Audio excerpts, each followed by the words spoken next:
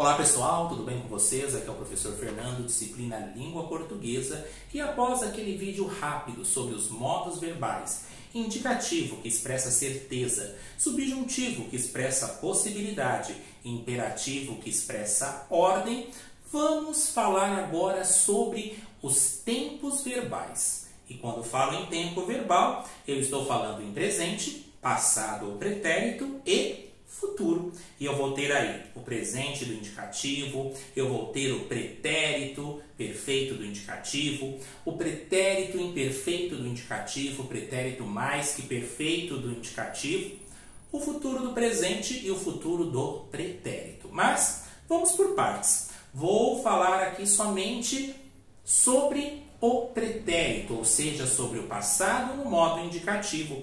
Isso é muito importante até mesmo no processo de compreensão e interpretação textual, porque você conseguirá verificar dentro do texto se quem praticou aquela ação concluiu ou não. E existe até mesmo o pretérito mais que perfeito, que é aquele termo que está em desuso, que não é mais utilizado no dia a dia, mas que com frequência nós verificamos em alguns clássicos da literatura e até mesmo em algumas obras literárias mais contemporâneas.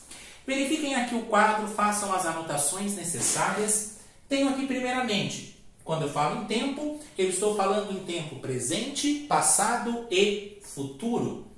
Pretérito. Pretérito é a mesma coisa que passado. Agora vamos pensar nesse termo perfeito. Por que se chama pretérito perfeito?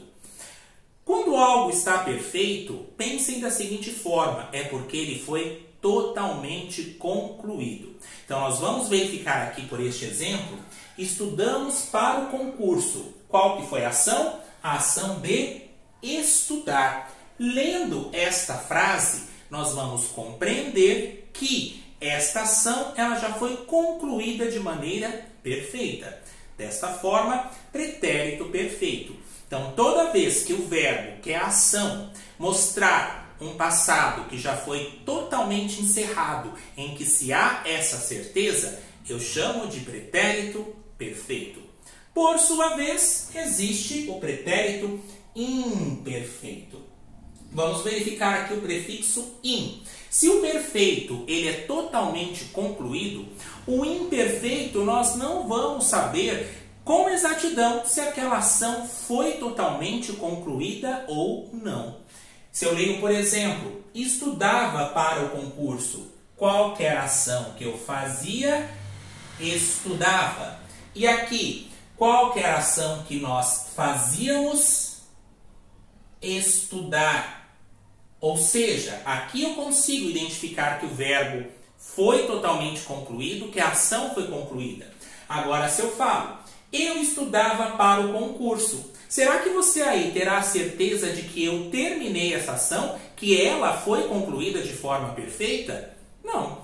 Eu estudava, mas será que eu terminei essa ação? Será que eu terminei de estudar? Sendo assim, eu não posso dizer que é um passado, que é um pretérito perfeito, e sim um pretérito imperfeito, porque a ação não foi totalmente concluída.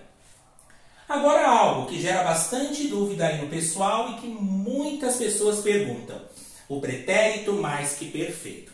E aqui no exemplo, eu fiz questão de colocar um formato de letra diferente para que vocês percebam como se dá essa construção.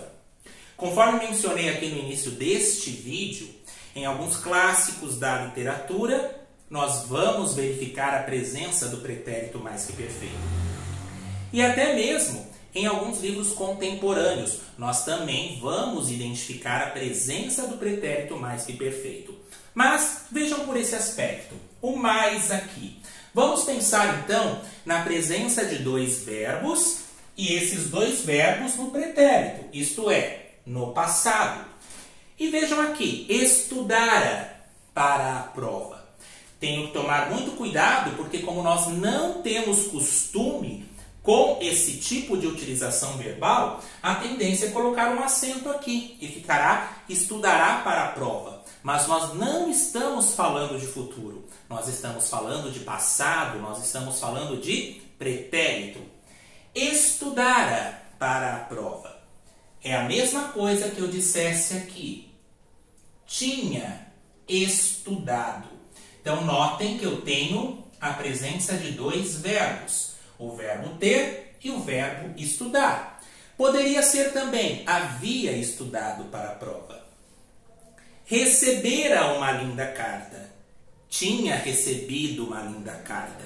Havia recebido uma linda carta. Então, guardem o pretérito mais que perfeito como dois verbos no passado, um verbo aqui auxiliar e um outro verbo que está o acompanhando. Por isso que se chama mais que perfeito, porque tem mais que um. Então, falei aqui para vocês um pouco em relação ao tempo passado e as suas características. Todos eles no modo indicativo, porque estão expressando certeza. Lembra que o indicativo é o modo verbal que expressa a afirmação, certeza da ação. Então, vou chamar isso de pretérito perfeito do modo indicativo, pretérito imperfeito do indicativo, pretérito mais que perfeito do indicativo. Farei aí um próximo vídeo falando sobre o futuro no modo indicativo e depois dos outros modos também. Façam aí anotações, pesquisem mais a respeito. Língua portuguesa é troca, vivência e diálogo. Estamos focados. Até a próxima.